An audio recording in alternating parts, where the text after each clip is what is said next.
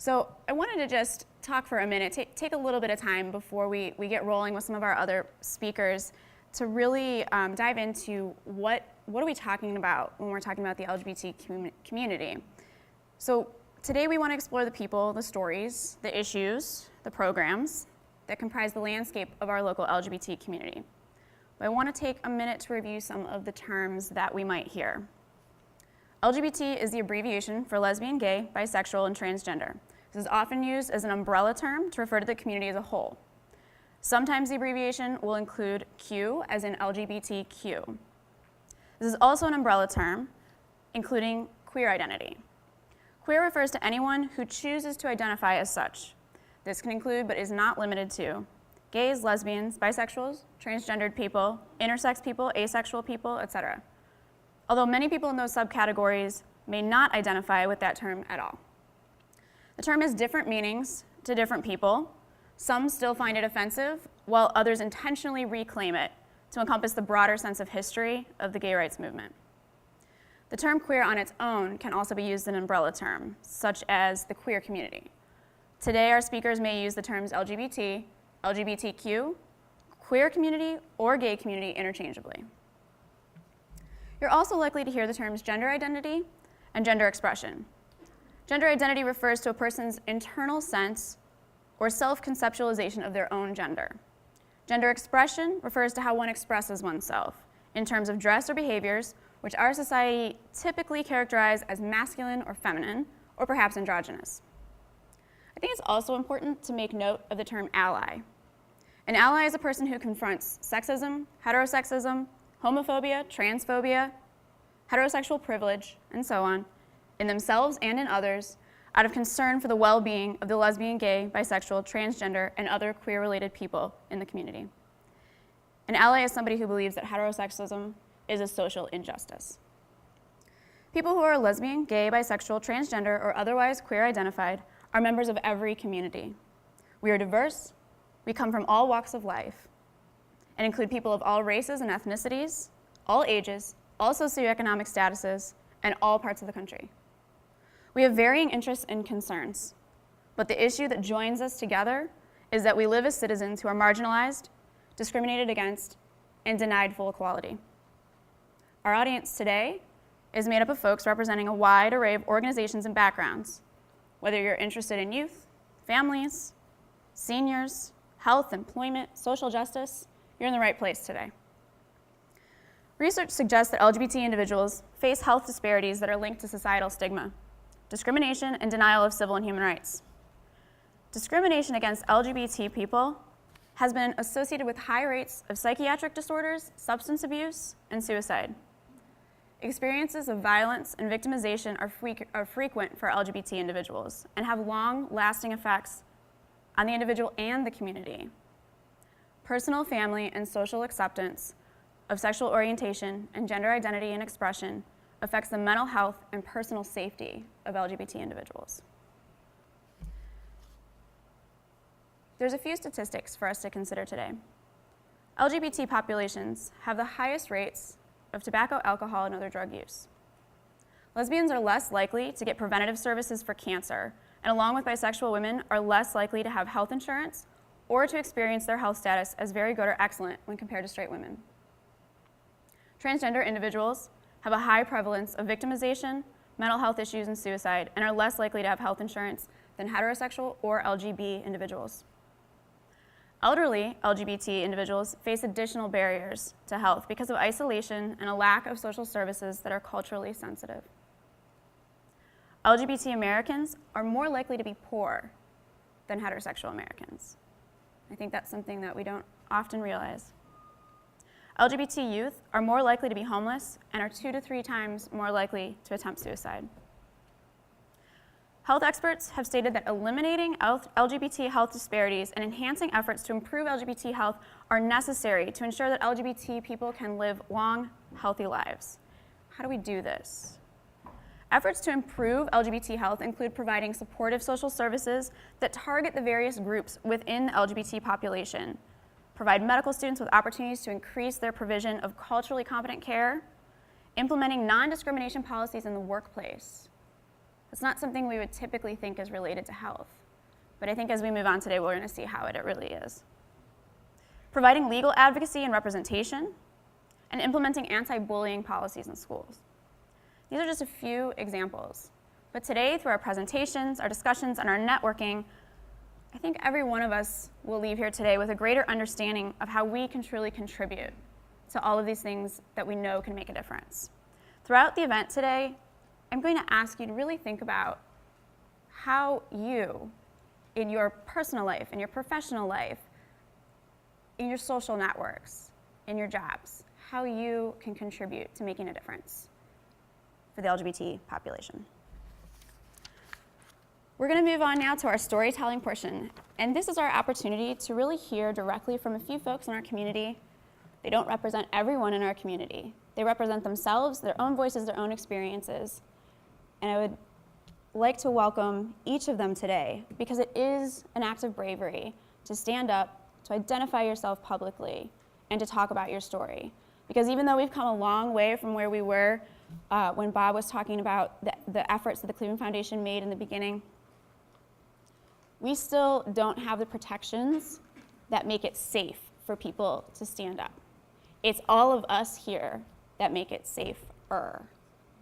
So I want to thank the bravery of the people who are going to come up today and speak. We have Phyllis Harris, the Executive Director of the LGBT Community Center of Greater Cleveland. We have Max Rivers, a local high school student, and Elizabeth Holford, the Executive Director of Equality Ohio. Each one are going to come up and spend some time with us. So sit back and enjoy their stories.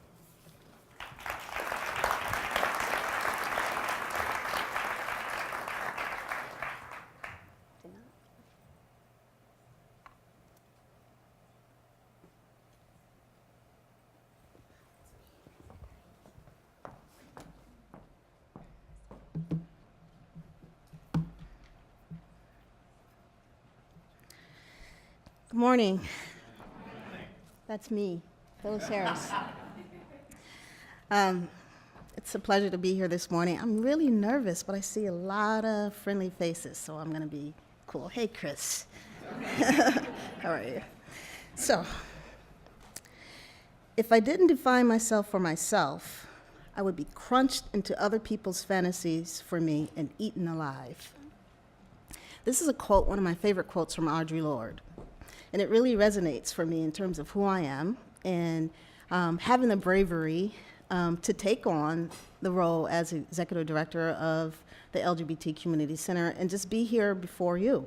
Sometimes I feel like, hey, Dorothy, sometimes I feel like I have coming out fatigue, you know, like I come out all the time, over and over and over and over again. It definitely is a journey and not a one-time event. And so here I am again, coming out. Even with this title, I have to come out again. So I'm going to tell you my story, which I wasn't prepared to do initially. I was really excited about telling other people's story, and they were like, no, we want to know your story, which is fantastic because, you know, how many times do you hear voices like mine? If you turn on the television, you know, there's probably somebody with my face every 10th frame or 10th channel on cable, you know, and there's like 150 channels. So I'm glad to be here. I am an African-American lesbian feminist mom. That is the identity that I hold dear and I love. I was born and raised here in Cleveland. I am Cleveland. I left once for a year. I came back. I really believe in the city. I love being a Clevelander. I love to tell the story about Cleveland's arts, Cleveland's, what I call it, meds, eds, parks, arts, and eats, because we're a foodie town now, so I got to add that last bit in. I started my education at a Head Start program. It was a sort of like in my brain now, a modified storefront on St. Clair Avenue. And many years later, I obtained a graduate degree from Case Western Reserve University in nonprofit management. So I'm a very proud nonprofit practitioner, Cleveland-bred, Cleveland-born nonprofit practitioner. I tell people often that, you know, I don't work at the center because I'm a lesbian. I work there because I'm a nonprofit practitioner, and I went to Case, and it's a big deal, right? And I just moved my slides. So anyway, hang on. So born and raised here in Cleveland, working in nonprofit organizations, being myself.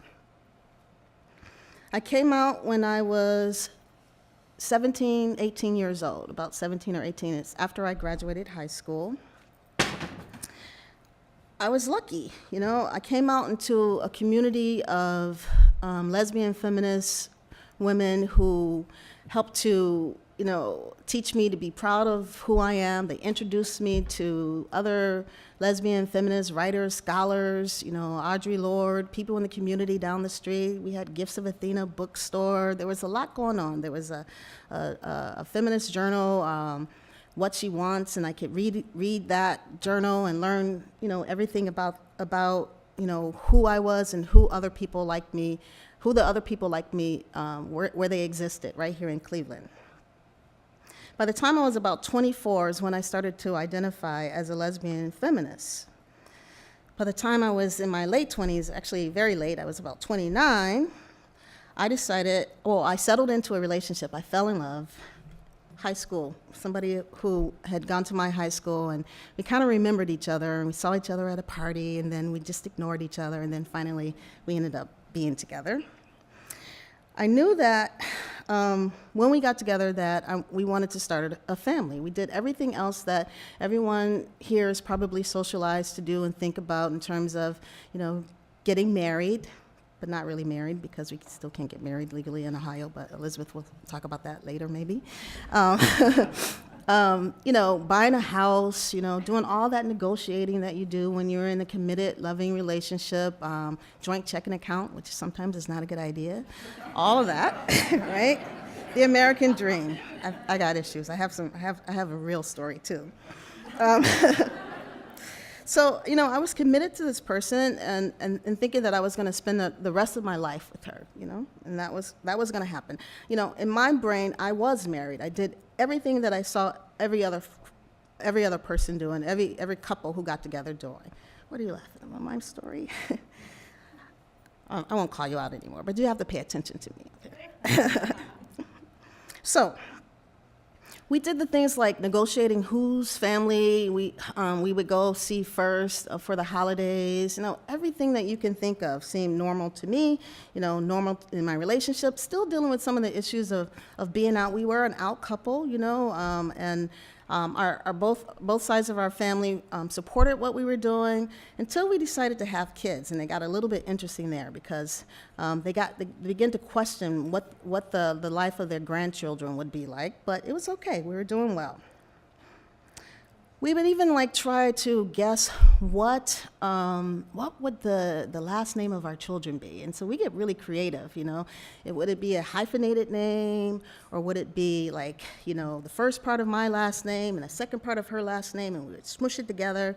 Nothing really sounded really good, so my children's last name are Harris, and I'll tell you a little bit more about that in a minute. When I was 11, I thought I would get married, and I thought I would have, like, you know, 7 kids and this big wedding, you know, and as I came out and really figured out that it costs a lot of money to have children and raise children, I reduced that number 7 to 1. It was going to be 1 kid, and I was certain that it was going to be a girl.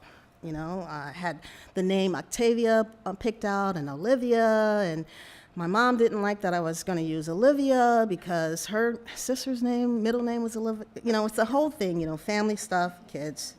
Anyway, so we didn't really have a date about when we were going to have children. We were together, we bought a house, we did the joint checking account thing. We both were older students in school, things were going well. And I went to have my annual exam, like all of us should do. And at that time, we would go to Planned Parenthood. Are there any Planned Parenthood people here? I know that there are, yes. We would go to Planned Parenthood. Hey, Lindsay.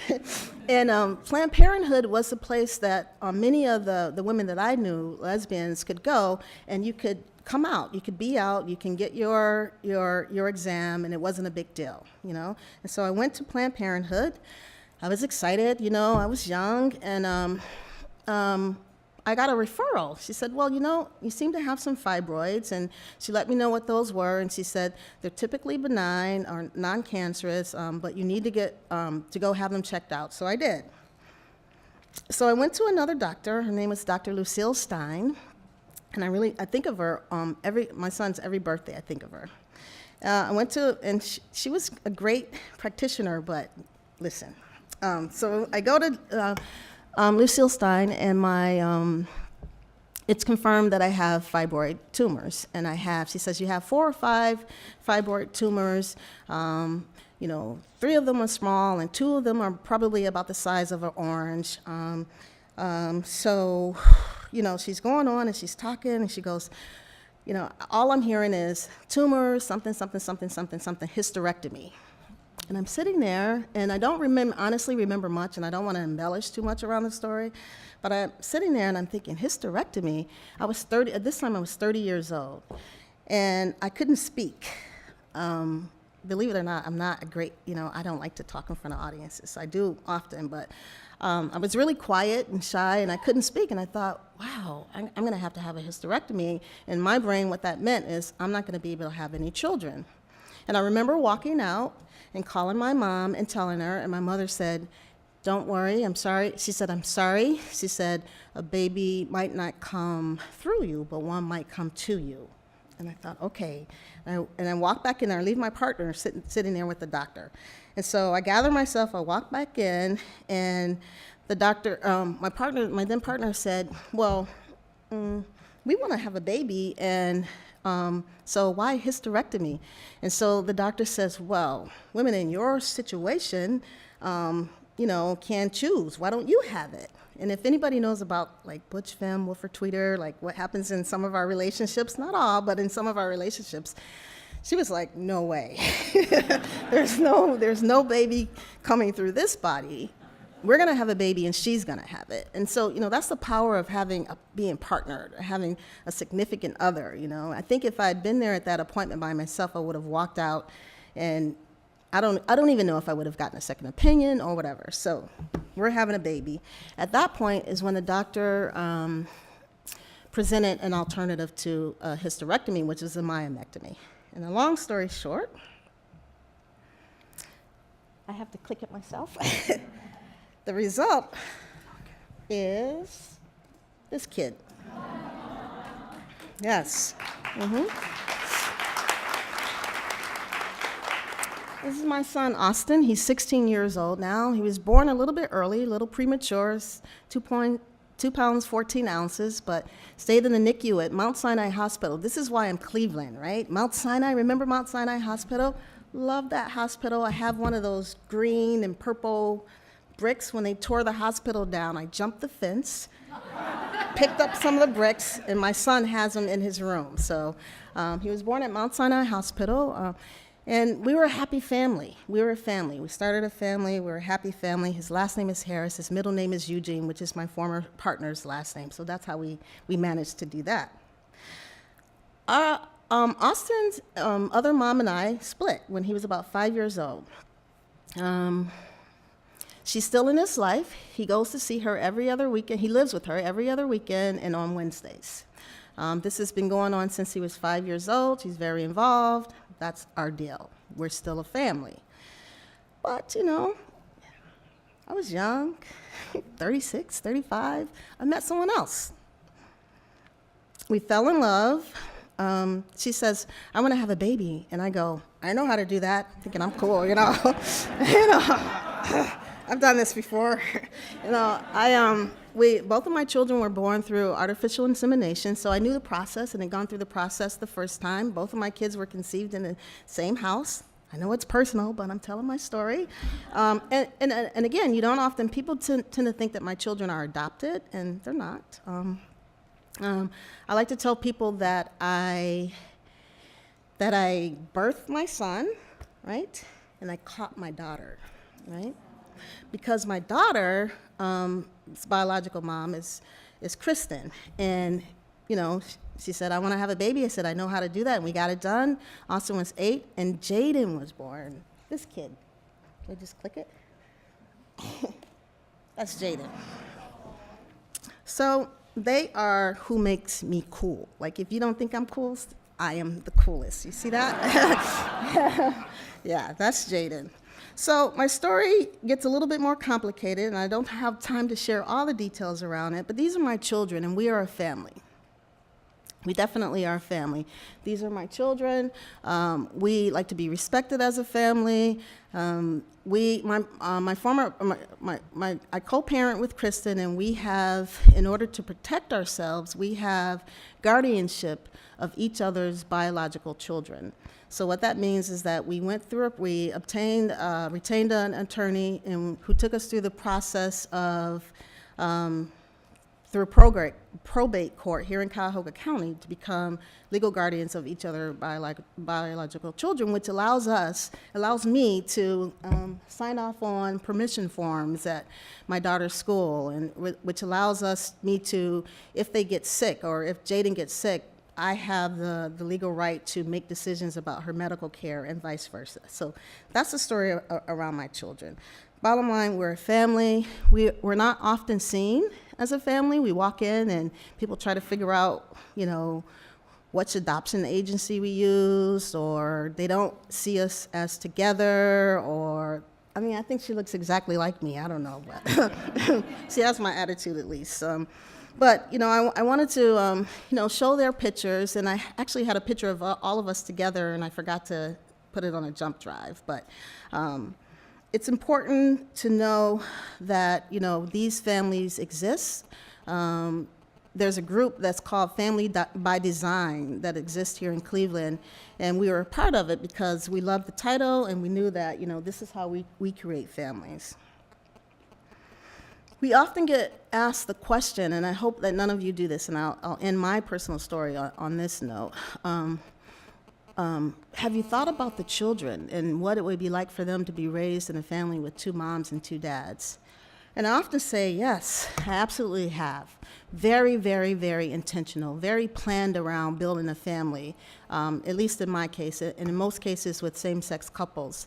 And if you think about how you raise your children, then my children are going to be fine. And that's how I like to leave that conversation. And to end with another quote, it is not our differences that divide us. It is our inability to recognize, accept, and celebrate those differences. And I want you to celebrate with me about my children and my family. Thank you.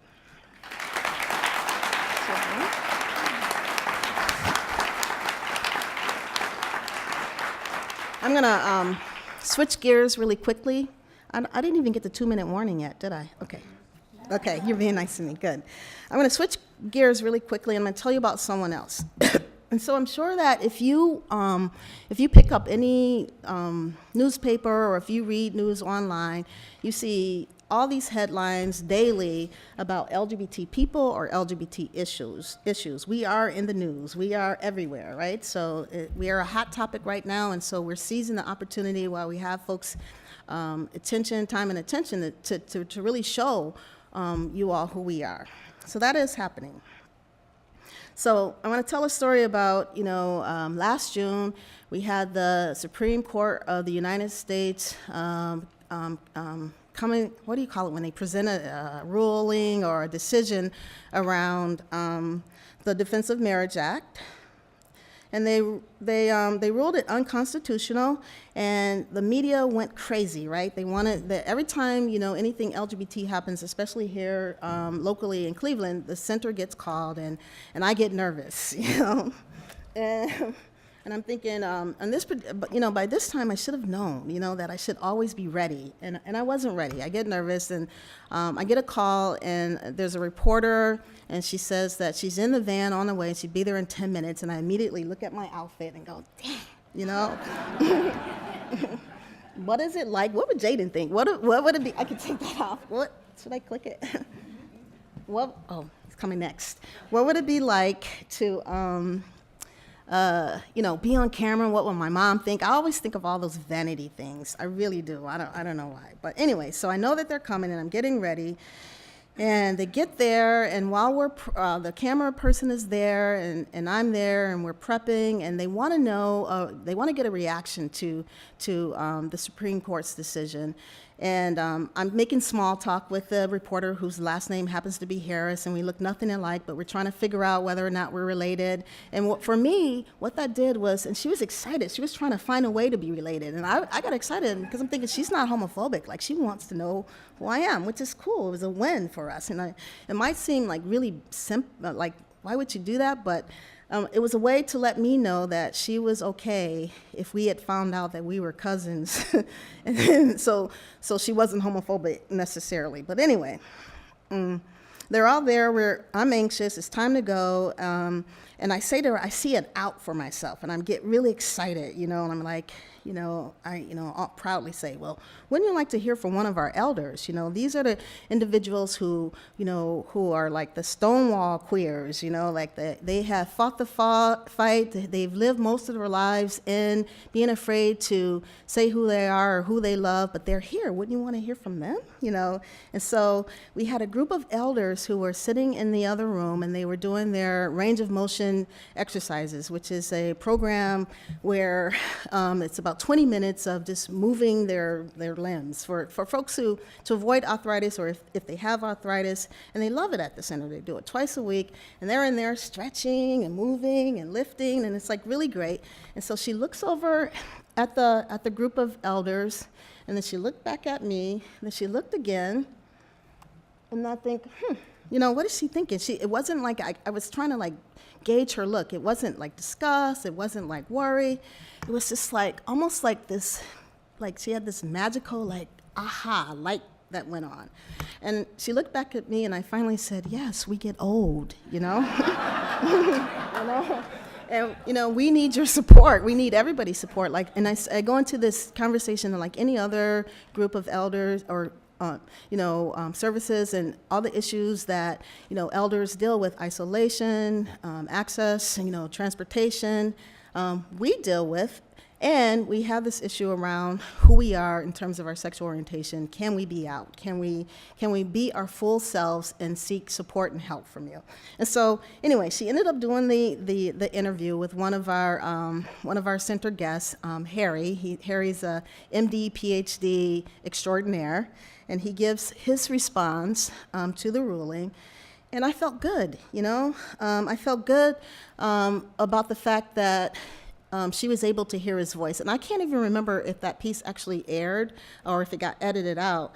But he did get to go on, and he did get to tell his story. And she hopefully took that story, even if it didn't make the 5 o'clock or 6 o'clock news, and remembered that as she thinks of LGBT individuals, she doesn't just think of the one shot that they get, during June in the Pride Parade, and it's the guy with the cutest little, underwear on, waving, That is part of our community, and we love that part of our community. It's not part of our community that we want to reject, but that is not all of who we are. And there are those of us who look like me, who build families. There's those who look like Doc Harry, who is 75 and comes to the center and wants to exercise. There's those who look like some of the people that you're going to hear from today. We create the backdrop to all the media, to all the statistics, to all the stories around violence, the stories around joy, the stories around passion, around having full equality. And I appreciate and am honored to be here today. And I'll stop now so that you can hear the rest of these stories coming up next. Thank you.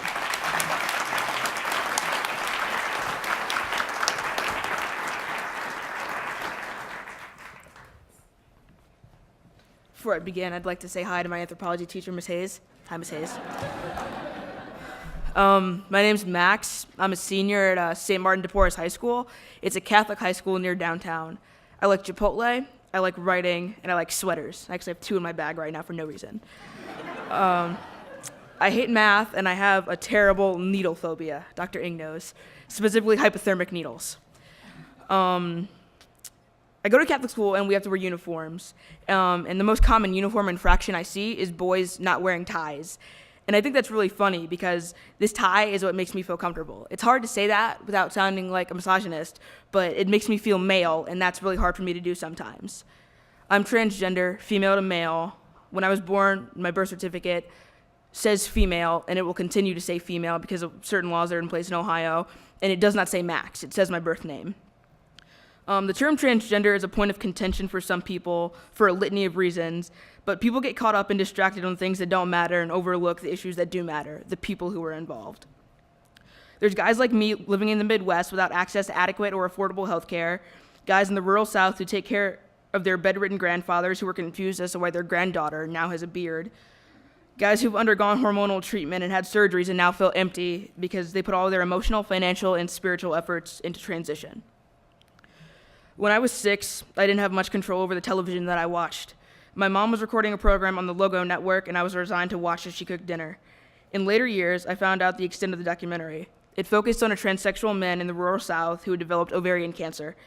When in need of a total hysterectomy, he couldn't receive it because local practices believed that his condition would cast a shadow over their practice. I lost my place. Oh, the man in the film, Robert, later died as a result of his cancer. As tragic as his death was, his condition wasn't what drew me to the film. I was 6. I don't even think I knew what cancer was. I could grasp enough of the film to realize that Robert used to be a girl and now had a mustache and deep voice. And I wanted a mustache and deep voice. I still do, actually. I felt an eerie calm, eerie for a first grader especially. Not only did I realize that I was not the only person that felt this way, that there was a way to fix it. I began presenting as male and wearing male clothing when I was 10, and since then I've exclusively worn male clothing, with the exception of a few rare traumatizing experiences.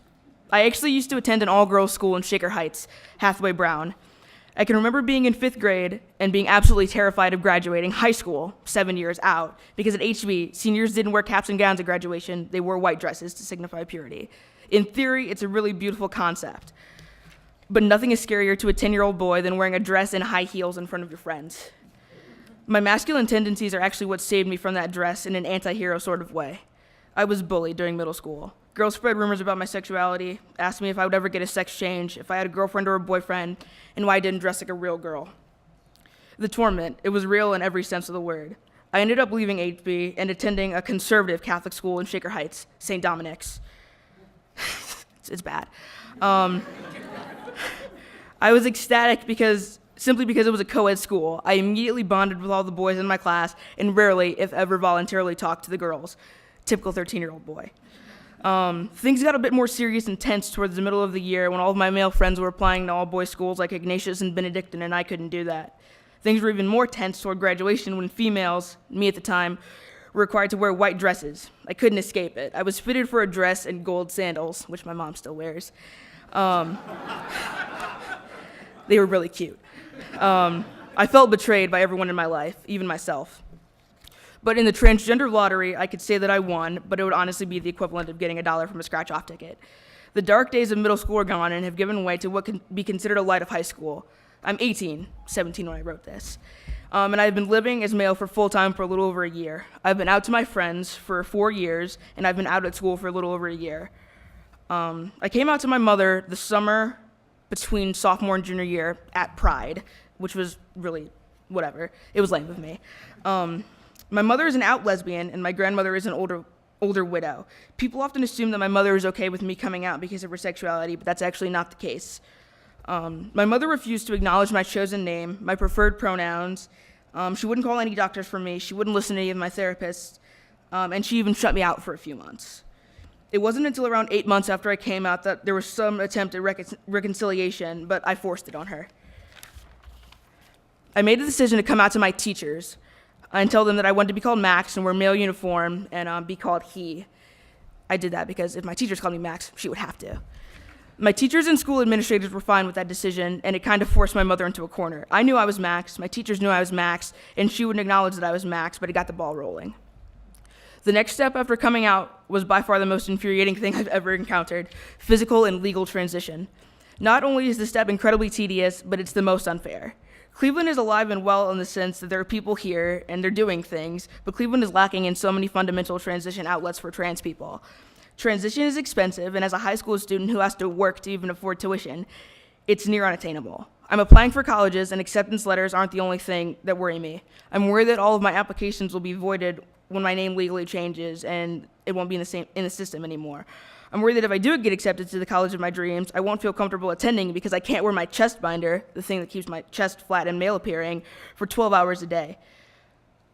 How am I supposed to go to college and socialize? Where will I get my prescription for testosterone injections filled? Can I travel with needles if I decide to come home during break? I probably won't, but I put that in there. Are my sanity and well-being good enough reasons for me to take out a loan on top of student loans to pay for my top surgery? There's so much emphasis put on the L, the G, and the B, which is mocked. And the T is quite literally invisible, but that's the issue. We're not invisible. We are not drag queens or kings. We're not all Brandon from Boys Don't Cry. We're not all Sophia from Orange is the New Black. We are guys living in the Midwest without access to adequate and affordable health care, guys in the rural South who take care of their bedridden grandfathers. We're girls who constantly look for validation from people who are not interested in us for our personalities, but for our sexual liaisons. Girls who worry about an Adam's apple. Girls who are let go by their families for wanting to be happy. We're high school seniors who actually look forward to getting weekly shots because that'll make us who we truly are. Thank you.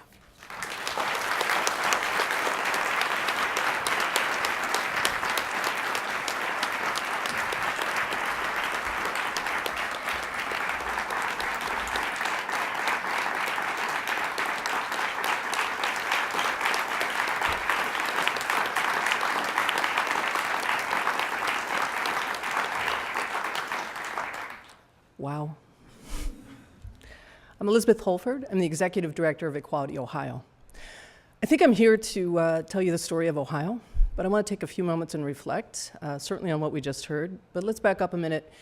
And there's a list of sponsors there, which is pretty wonderful, but nothing gets lifted up by that list of sponsors as actual real people. So I want to thank David and Kristi and Brian. Thank you so much for all the work.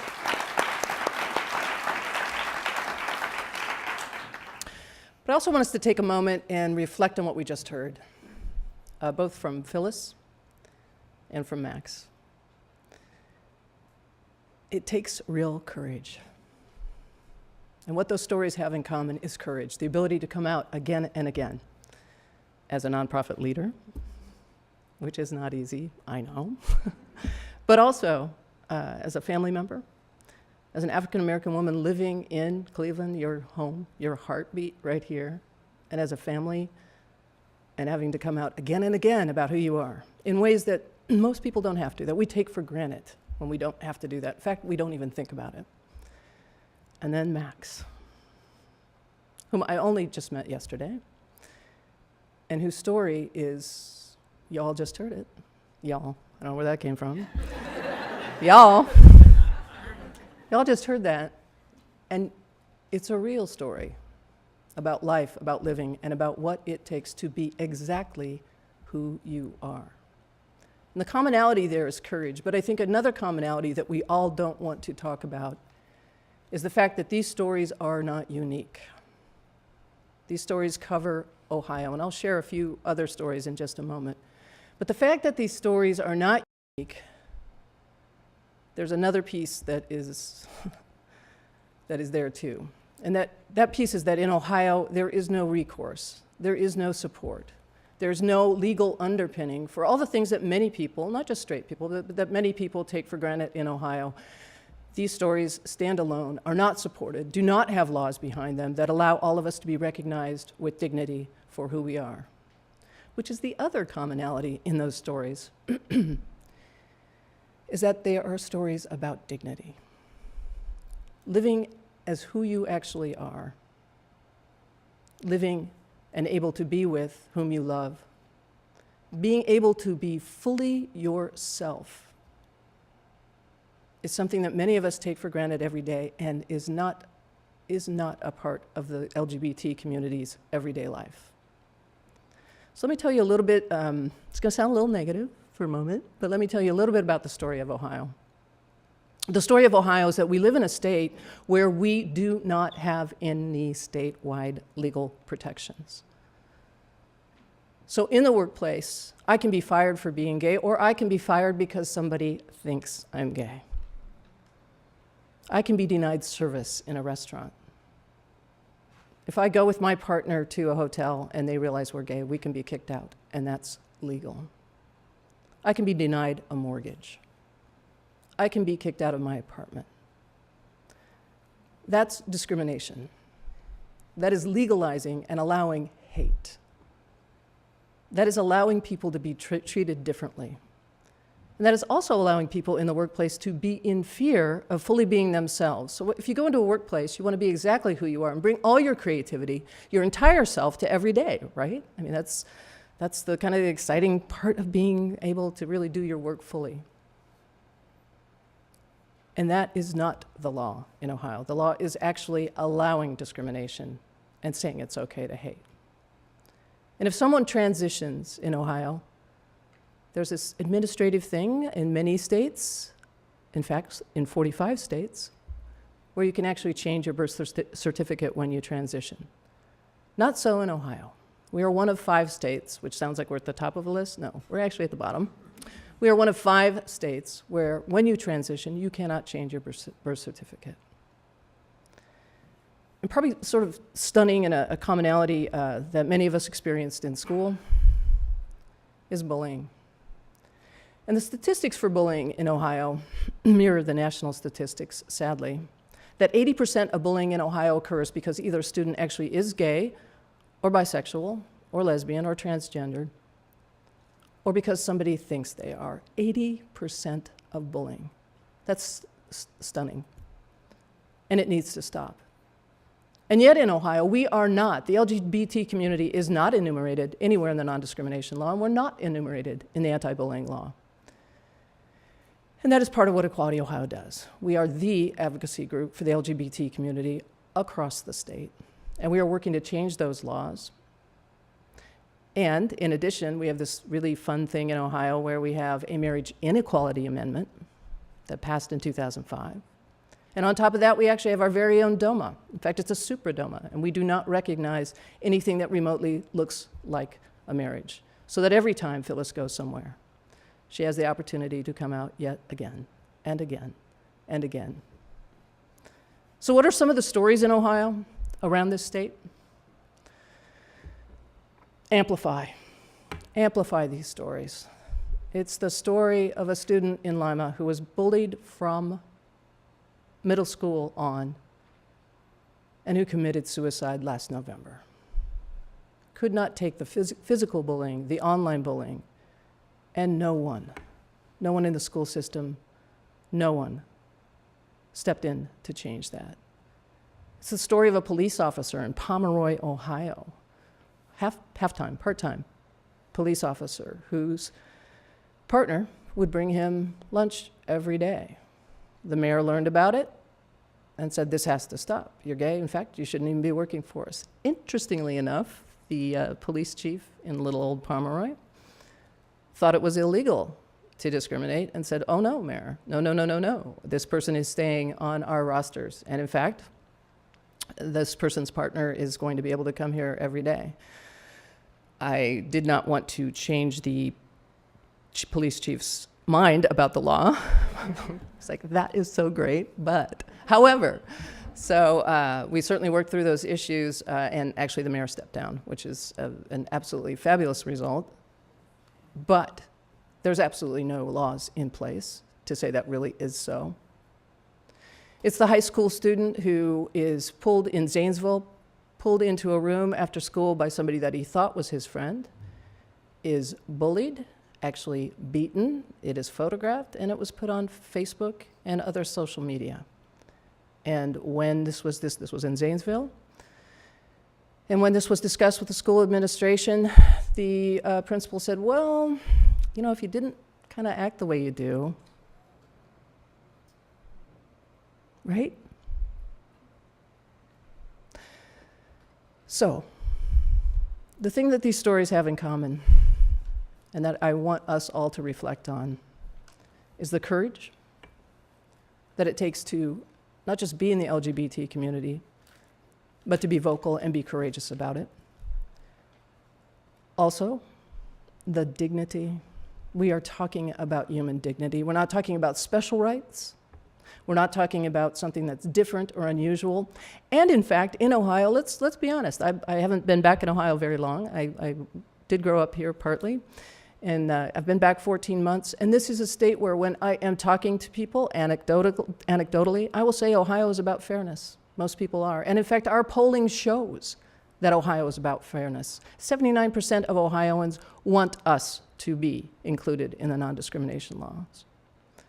So what we are lifting up and what we need to do is move our legislature forward, right?